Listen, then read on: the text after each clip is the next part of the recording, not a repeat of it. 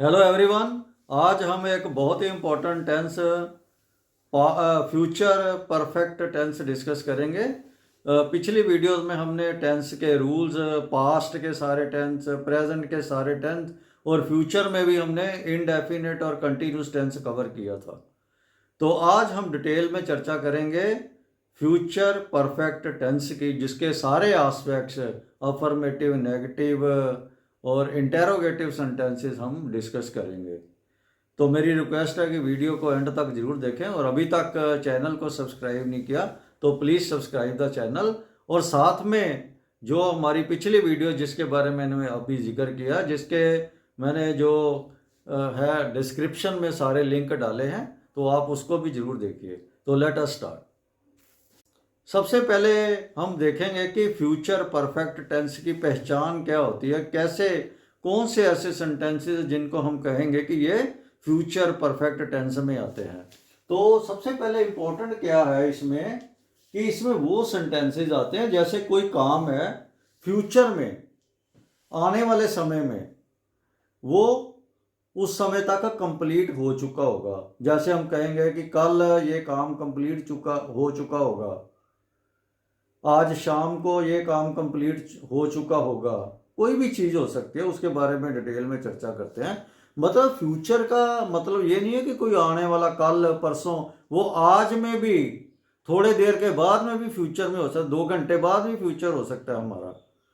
तो हम देखेंगे कि सबसे पहले इन सेंटेंसेस में आता है जैसे चुका होगा, चुकेगा, चुकी होगी, चुकेगी। लिखने का तरीका हो सकता है, बेसिकली सेंस ये है कि ये काम तब तक कंप्लीट हो चुका होगा, आने वाले टाइम में किसी निश्चित समय में ये काम कंप्लीट हो चुके होगा। तो चुके होंगे, चुकेंगे, चुकोगे, चुकूंगा या चुका हूंगा, ये सारी चीजें उन सेंटेंसेस में आती हैं। जैसे वह अगले वर्ष तक इस योजना को पूर्ण कर चुकेगा या चुका होगा। शाम 7 बजे तक वे यहां पहुंच चुके होंगे। मैं 2025 तक अपनी पढ़ाई कर चुकूंगा या चुका हूंगा। तो इस तरह के जो सेंटेंस है, मतलब आने वाले टाइम में सबसे इंपॉर्टेंट यही है कि पहले आइडेंटिफाई करें। तो आने वाले टाइम में वो हमारा जो काम है वो कंप्लीट हो चुका होगा। तो इसको बनाने के लिए सबसे पहले हम लिखते हैं सब्जेक्ट। सब्जेक्ट मतलब काम करने वाला। विल या शल आएगा। पहले भी हमने बहुत बार डिस्कस किया है कि शल आता है आई वी के साथ और विल आता है बाकी सबके साथ। लेकिन यहाँ कमांड हो, तो कुछ इस तरह से ऑर्डर हो, है ना, प्रॉमिस हो, थ्रेट हो, तो उसमें हमने उल्टा कर देते हैं। तब हम आई वी के साथ विल और जो इनके साथ शल लगा देते हैं। तो सबसे पहले हम बनाते हैं पहला सेंटेंस, वह अगले वर्ष तक इस योजना को, प्रोजेक्ट को पूरा कर चुका होगा। ही, सबसे पहले वह है ना हमारा सब्जेक्ट, ही के साथ क्या आना है, विल। फिर आना है हैव, ही विल हैव अगला इस योजना को पूर्ण कर चुका होगा। पूर्ण करना मतलब कंप्लीट। कंप्लीट की थर्ड फॉर्म लगानी है, complete, completed, completed. He will have completed this, ये योजना, दिस प्रोजेक्ट।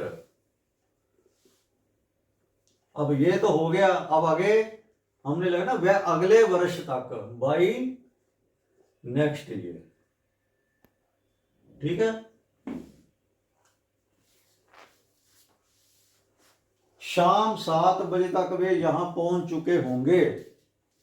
तो सबसे पहले सब्जेक्ट वे है ना हमारा सब्जेक्ट। दे, दे के साथ क्या आना है, विल।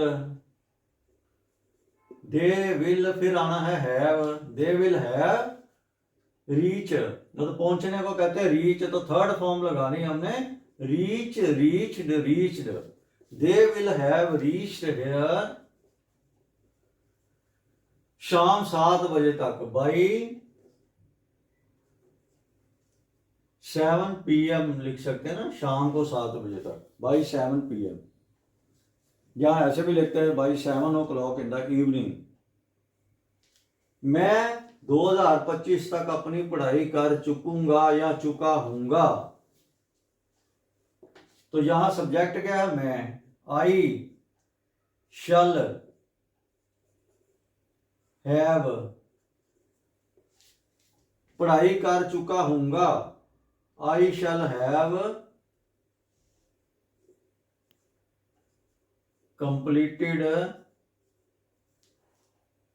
माई स्टडी, ऑब्जेक्ट है ना।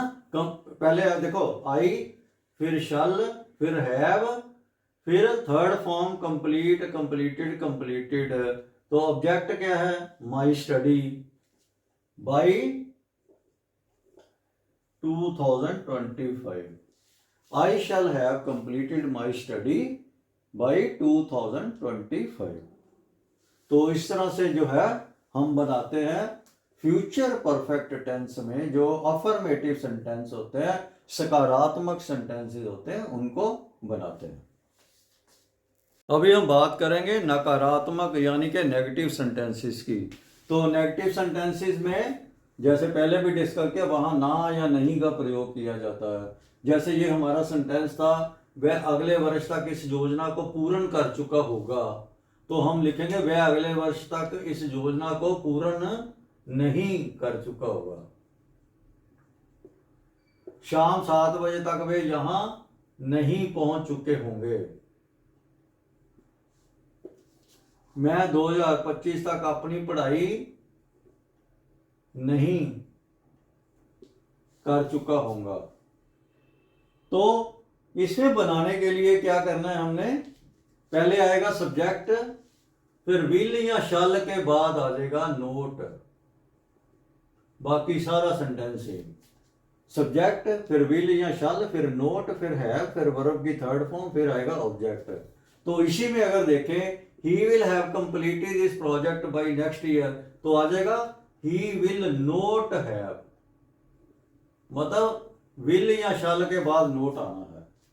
शाम 7 बजे तक वे यहां नहीं पहुंच चुके होंगे। They will note have reached here by 7 PM। मैं 2025 तक अपनी पढ़ाई नहीं कर चुका हूंगा। आई शैल नोट हैव, विल या शैल जो कि हमारी हेल्पिंग वर्ब है, उसके बाद हमने नोट लगाना, तो हमारा बन गया नेगेटिव सेंटेंस। अभी देखते हैं कि इंटेरोगेटिव यानी कि प्रश्नात्मक जो सेंटेंस होते हैं उनमें फ्यूचर परफेक्ट टेंस में कैसे सेंटेंस बनाते हैं। तो जैसे ये हमारा था, वह अगले वर्ष तक इस योजना को पूरा कर चुका होगा। तो हम अगर कहें क्या वह, क्या लगा दें, तो हमारा इंटेरोगेटिव बन जाएगा। यहां आ जाएगा क्या वह अगले वर्ष तक इस योजना को पूर्ण कर चुकेगा, तो यहां पे आ जाएगा हमारा क्वेश्चन मार्क। क्या शाम 7 बजे तक वे यहां पहुंच चुके होंगे, तो प्रश्न। क्या मैं 2025 तक अपनी पढ़ाई कर चुकूंगा या चुका हूंगा, तो ये हमारे बन गए इंटेरोगेटिव सेंटेंस। तो इंटेरोगेटिव में जैसे पहलों में देखा था, हर एक में एक ही रूल है कि सबसे पहले जो हमारा हेल्पिंग वर्ब है वो शुरू में आ जाएगी। तो इसकी ये आपस में इंटरचेंज हो जाएंगे। सबसे पहले हेल्पिंग वर्ब, फिर आ गया सब्जेक्ट। तो जैसे बाकी सारा सेम रहना है। क्या वह अगले वर्ष तक इस योजना को पूर्ण कर चुका होगा? Will he have completed this project by next year. यहां भी प्रश्न वाला sign. Will they have reached here by 7 PM। क्या शाम को 7 बजे तक वे यहां पहुंच चुके होंगे। अगला देखो, क्या मैं 2025 तक अपनी पढ़ाई कर चुका हूंगा, तो शैल आई हैव। मतलब आपस में ये चेंज हो जाने हैं। जो सब्जेक्ट है वो हेल्पिंग वर्ब की जगह चले जाएगा, और हेल्पिंग वर्ब जो शुरुआत में आ जाएगी सब्जेक्ट की जगह पे। वो बहुत बार ऐसे भी सेंटेंस होते हैं तो जहां पे नेगेटिव और इंटेरोगेटिव इकट्ठा हो जाता है। क्या वह अगले वर्ष तक इस योजना को पूर्ण नहीं कर चुका होगा।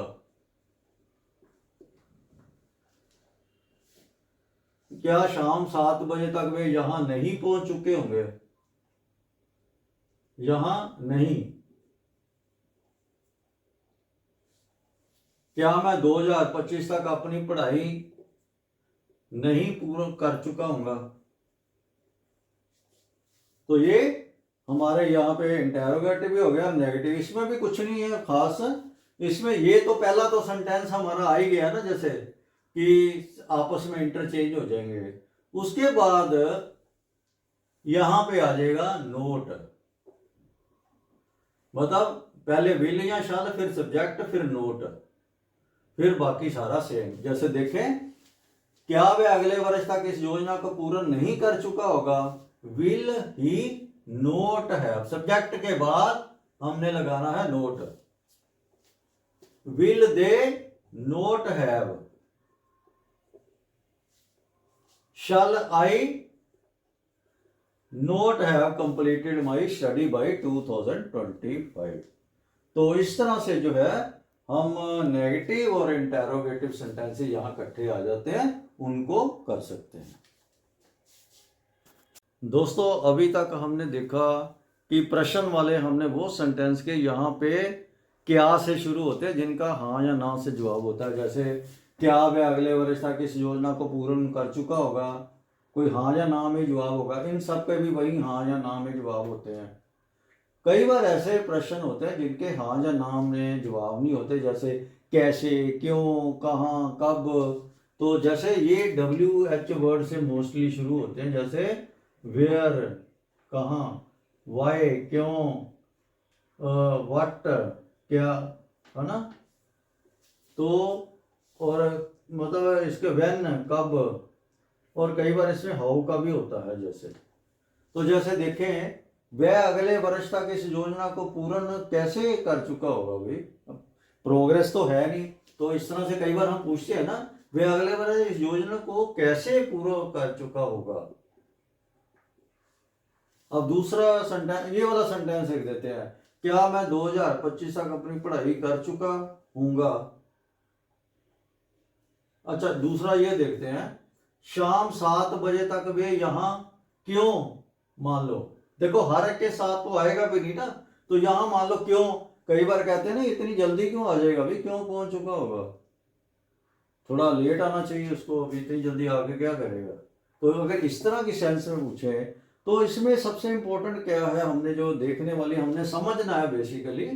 तो हमारा जो सेंटेंस है ना, इनसे शुरू होगा। जैसा जैसा होगा, जैसे पहले सेंटेंस देखो, वह अगले वर्ष तक इस योजना को कैसे पूर्ण कर चुका होगा।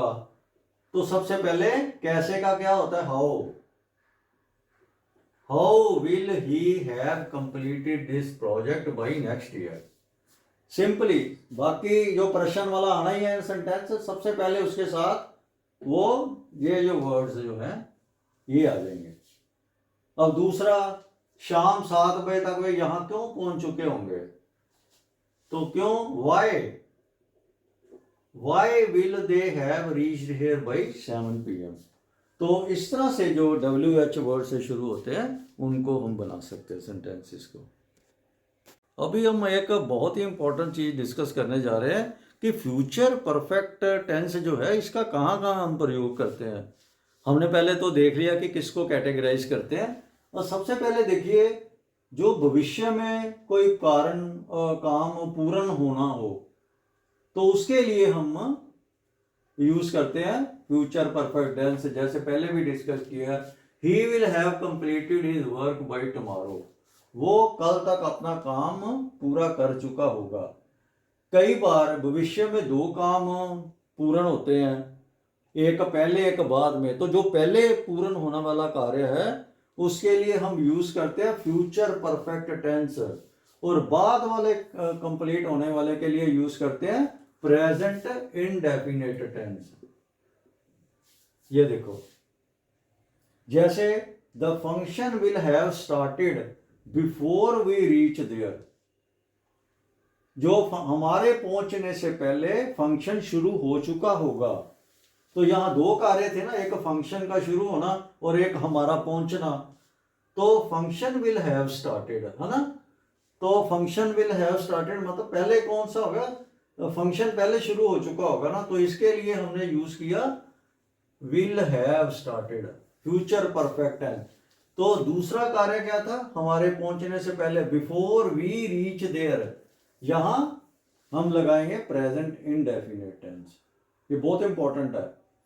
कई बार हम सोचते हैं कि दूसरे व्यक्ति को उस चीज के बारे में पता ही होगा, तो यहां भी हम यूज करते हैं फ्यूचर परफेक्ट टेंस का। जैसे they will have heard about APJ Kalam, उन्होंने एपीजे कलाम के बारे में सुना होगा, तो वहां भी हम यूज करते हैं विल हैव हर्ड, यहां पे फ्यूचर परफेक्ट टेंस। तो देखा दोस्तों, हमने कंप्लीट हर एस्पेक्ट अफर्मेटिव, नेगेटिव, इंटेरोगेटिव जो है फ्यूचर परफेक्ट टेंस का कवर किया है। तो मैं उम्मीद करता हूं कि आपके सारे भी जो भी डाउट्स थे सारे क्लियर हो गए होंगे। अगर वीडियो पसंद आई हो तो please like, subscribe, share and comment. Thank you very much.